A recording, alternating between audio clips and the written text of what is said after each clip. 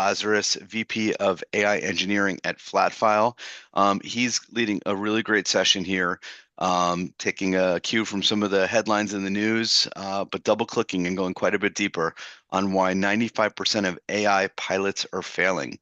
In about 20 minutes, we're going to go into Q&A following Nico's presentation. Please, put your questions in the chat, and we will get to them at the Q&A portion. And without further ado, turning it over to you, Nico. Hey, yeah, welcome everyone. I want to talk about why 95% of AI pilots are failing, or so we think. And this comes from a report from MIT where they talked about the divide within AI, the divide of AI within businesses. And this kind of some of these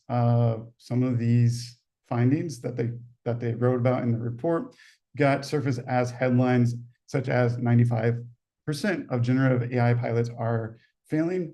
And this has been pointed out frequently as maybe we're in a bubble. And even today, I saw an article about this 95% number.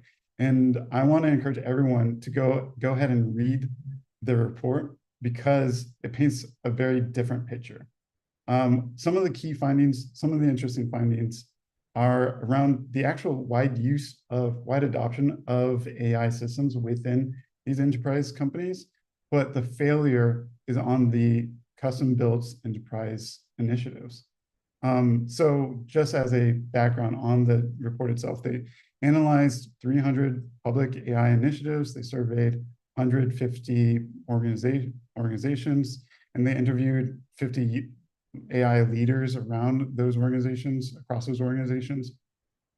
And they found that 80% of those organizations piloted and used tools like ChatGPT and Copilot, and 40% of those actually went into production.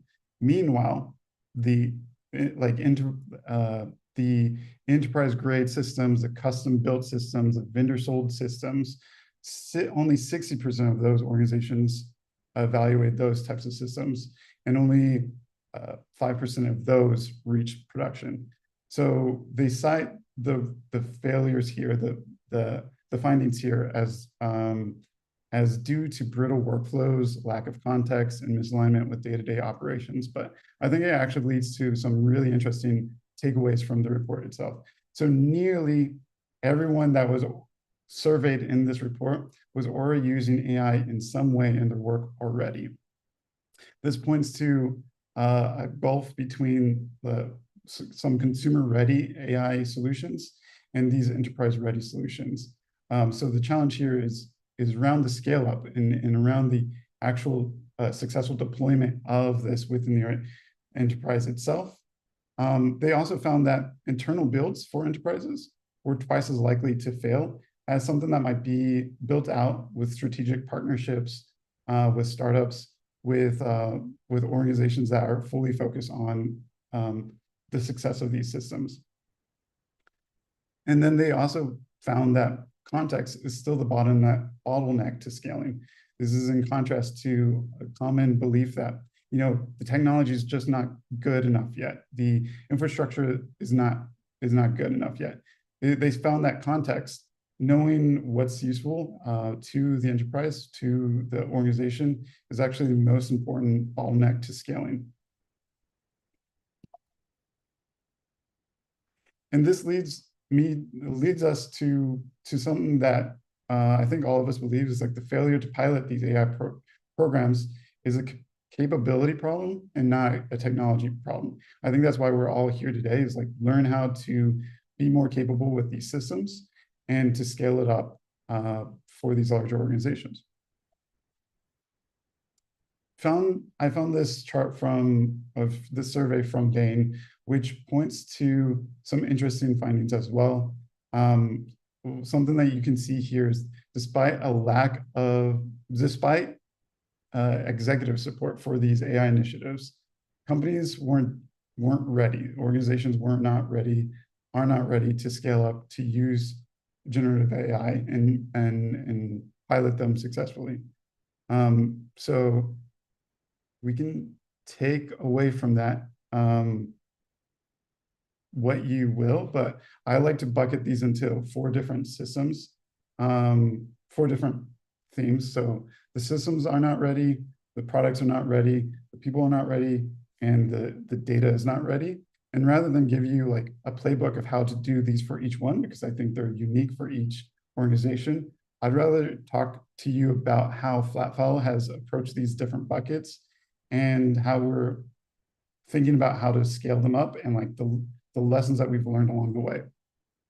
The first thing that we want to talk about is the systems being ready for AI usage. What we've seen with LLM tools, with AI, is a large number of long-running concurrent connections. And this has put a huge load on our systems. How do you scale that super well? This is a different model from traditional request response systems, and it requires a different architecture. So we've shifted our architecture, our systems, to something that will support long-running agent loops. And we put a lot of intention and design behind how we think about scaling our architecture. The other thing that we think about is how do we scale up our different features in a way that's customizable, but also like within the context of our new features. So we think about how do we build once and deploy everywhere. This means a strong use of containers, but also release management. And we bring in AI when we can to scale that up. The second thing that we think of at Flatfile when we think about shifting our mindset is product. So what we saw in the report is folks already using consumer grade AI tools to get their work done, but that hasn't scaled up yet to enterprise organizations. And I think one of the things that we're thinking about is how do we bring the aha moment to these AI systems sooner and faster to our customers. So this has led to a shift of how we think about product. We've redesigned our first experience with users. We completely overhauled our onboarding flow and our configuration flow so that folks can have a quicker, faster enablement process with our systems. And this meant shifting our strategy to being a little bit more product-led. This also means supporting something that's a little bit more hybrid, self-service and an enablement model, so that folks can serve themselves when they join and first interact with Flatfile. But then we'll have folks in the loop to help enable them and help improve their success. We can talk about how we've thought about up-leveling our people internally, how we've improved the muscles here at Flatfile to give them more familiarity with AI systems. Right now, familiarity with AI and agentic systems is just table stakes to building an AI product. And so that means getting everybody used to building and getting everybody familiar with these concepts. So we've had a number of on-site sprints where we get our reps in, we have hands on keyboards, we're building out agentic products, agentic tools internally, so that folks have that full end-to-end cycle of building out a feature or a product that is useful for the organization. Since I started, I've been to 5 in-person extended agent sprints or extended hackathons, another way to think about them. And that's really enabled our team to get familiar with these concepts. And I went from being like the first AI engineer to now the entire organization is capable of building AI features. That so much so where Our design team, our exec team is regularly shipping agent products. Lastly, I want to talk about the data flow or the data shift. So at Flatfile, we think a lot about the speed of data. How do we get it from one format that might not be useful to folks to another format that is built in and useful to your workflow? That's what Flatfile does. We're a data migration platform, and we focus a lot on the challenges that our enterprise customers will see with messy data, with hard to reach data, with unstructured data. And so we think a lot about this problem and how we might shift this for folks. And on the data side, we've shifted our mindset to looking for flywheel effects within data. So synthetic data might lead to the initial use case or initial custom model for folks, but that will allow us to get out there and get adoption, get usage, which allows us to see where that model might fall down, the edges of what's capable for that model, allows us to now generate better synthetic data, and so on and so forth. Like, we'll continually improve our models based off of what we see in the market. That leads us to a demo I like to show. So this is one of our AI features. You can see here that we have a dashboard with a bunch of prospect records, and you can see some of the philosophies around our agent building, our AI building.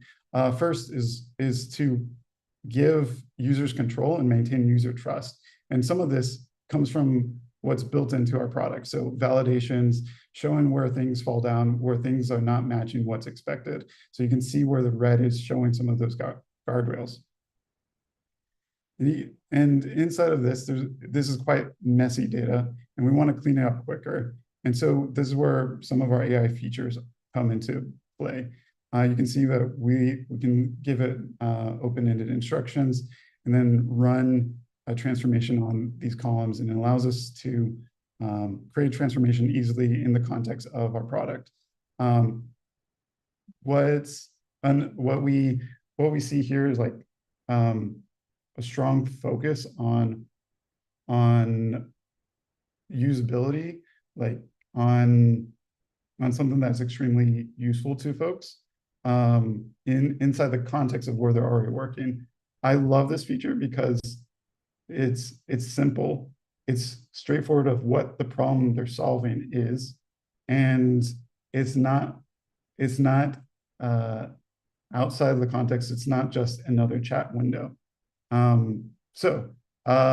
This allows us to like clean up and improve the messiness of this data, the quality of this data, and gives our users the ability to reproduce this again and again, allows them to improve their processes, to improve their existing workflows. What you can see is our philosophy on repeatability, in context improvements, and then just the simplicity of some of the problem solving that we have.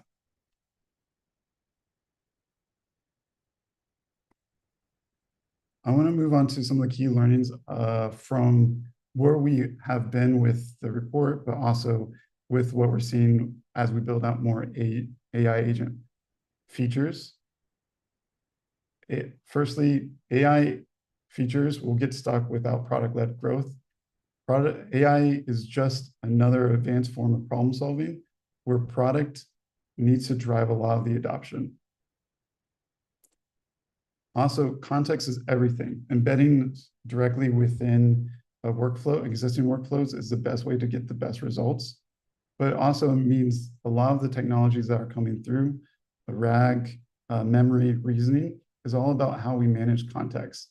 And that is still the bottleneck today of how we scale up well and how we improve the results for our customers.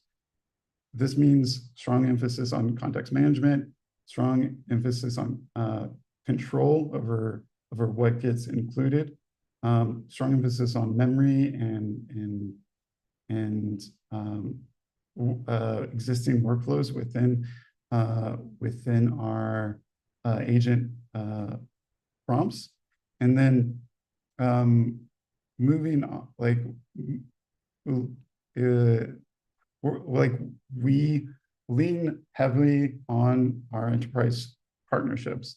So this means getting grounded within our build out by working with and partnering with some of our enterprise customers. This means going back and forth with what's capable versus what's useful, talking through some of the solutions, but also shining a light of what we can do tomorrow, and then allowing us to grow together to build a solution that's more impactful to their workflow. And lastly, we think about and we leverage a lot of our flywheel effects. So what we can do today with our data allows us to get down the road and further and improve our models and improve our data tomorrow. But that also applies to our culture, our systems, and our people, and our product. Everything that we've done today will allow us to get down the road and scale up faster. That is it for the lessons. I think now it's time for a Q&A if any of you folks have Yeah. questions. And Nico, great. That was super interesting. Thank you. And so, folks, please feel free to add any questions into the chat. We will address them here. I do have a couple questions coming in from the live stream. Sure. A question a little bit about data being AI ready versus just clean data. Could you go a little deeper into what is the difference, Nico? Yeah. So we think about data on two sides, right? One's ready for our data or our AI systems, and one's ready for our enterprise customers. And that's how we like that's how like we encourage, like, a lot of our data migration is around the speed of data. Mm, However, there is a big emphasis on curation and and what might be included for custom models um, and custom AI systems. I think it's these are two different lanes, right? Like one's like speed within the organization and how we might help customers get data ready for their own systems and their own use cases. But then there's also how do we curate and improve data for our AI models. Um, and we have different like different techniques for either. One way we look at is our evals and our benchmarks for what's a good data set for our AI models. And then on the other side, we think about, what's some of the validations around the actual system itself, and how do we guard and like how do we get to a result that is better for that AI that use case built into the enterprise workflow. What I mean by that is how do we think about the success case for our customers? Makes sense. A couple questions coming in here. One from Abdel. Do you think the software layer will be replaced by agents provided the data puzzle is solved? What was that last part? Yeah, do you think the software layer will be replaced by agents provided the data puzzle is solved? I don't think so. I think that software is still key, and I think what everything that we've seen in the market right now is pointing towards the application layer being the important piece of the puzzle right now. Hmm. So you can look at some of the foundation model labs and how they're building out more application and more software for folks to use. I don't think that software is going anywhere anytime soon. Another question here from Rick. What is the best practice for instructing users to verify the AI results to handle inaccuracy and hallucination?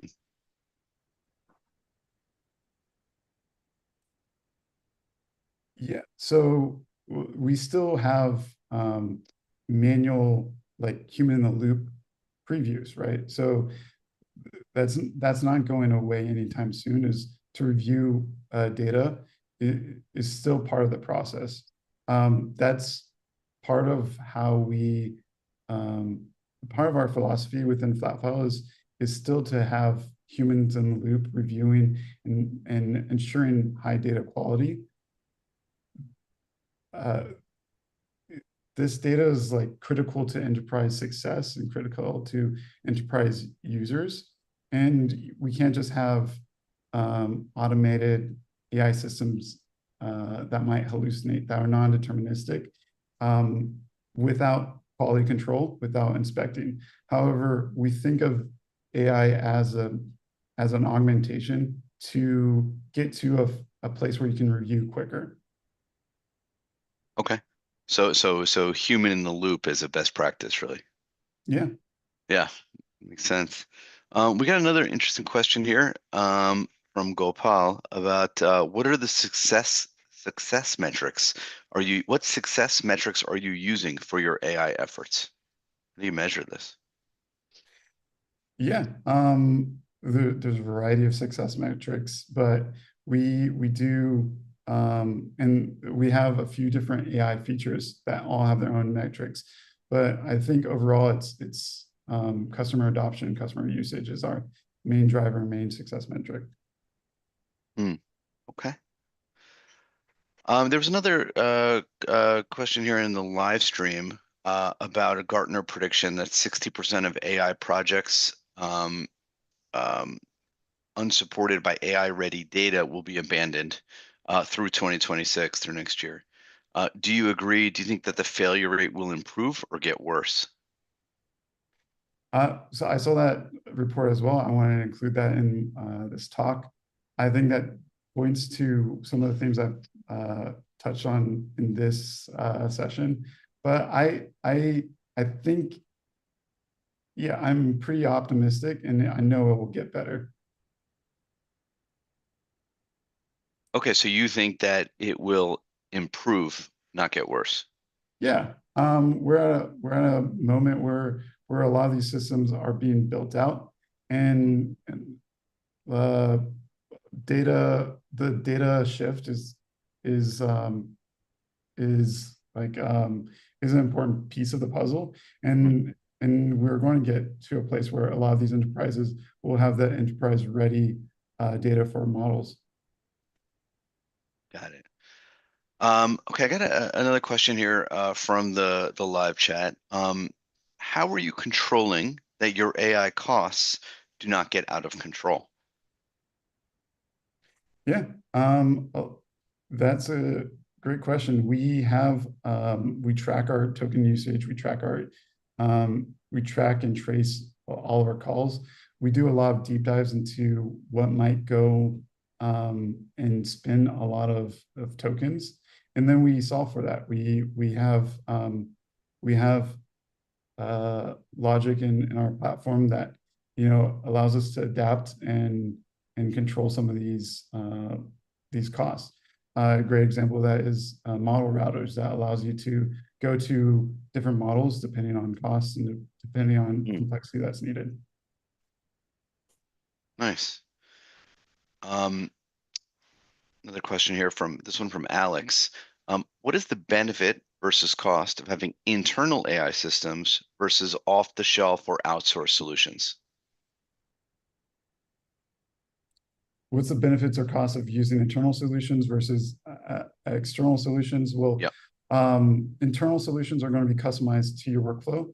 The risk there is the maintenance cost, but also the adoption of it. So as you can see in the report, like there is a big drop off of what's been adopted within these custom builds. You're twice as likely to fail if you go at your own routes. But working with strategic partners, you're way more likely to develop solutions that are more successful and more adopted.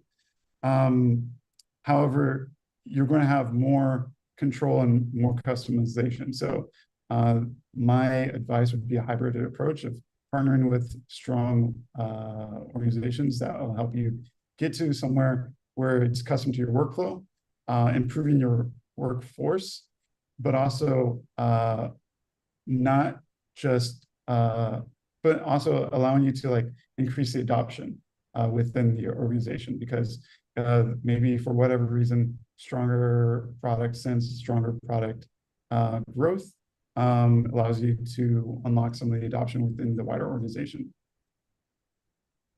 Okay. I think we have time for one more question here, and this is maybe a good one to end on from Rick. I think this relates back to Flatfile a bit. When helping your customers migrate their unstructured data, do you also help them improve their systems and processes to improve how the data is created and organized in the future? Is that something? Do you have any thoughts on that?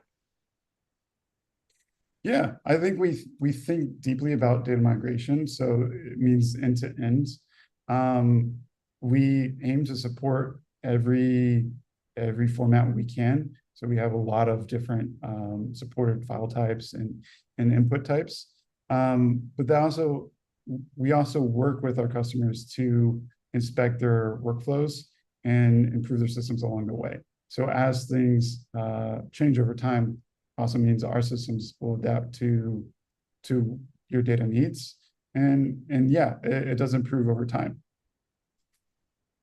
Okay, great. Well, Nico, thank you so much for taking all of these really great questions. Listen, if folks have other questions for you or to get in touch, what's the best way to get in touch with you, Nico? Yeah, no, thank you, David. And the best way to keep in touch is reach out to me at my email, nico@flatfile.io. And yeah, say that you saw me at SaaStr. Okay, great. Well, again, thank you everyone for joining this session. AI Day will continue over at SaaStrAIday.com. If you're going to join more sessions, we recommend you head over there. And yeah, thank you everyone for joining this session. Thank you, Nico, for all the great insights and helping dispel some of the myths out there. Yeah, of course. Thank you, guys. All right. Thanks, everyone.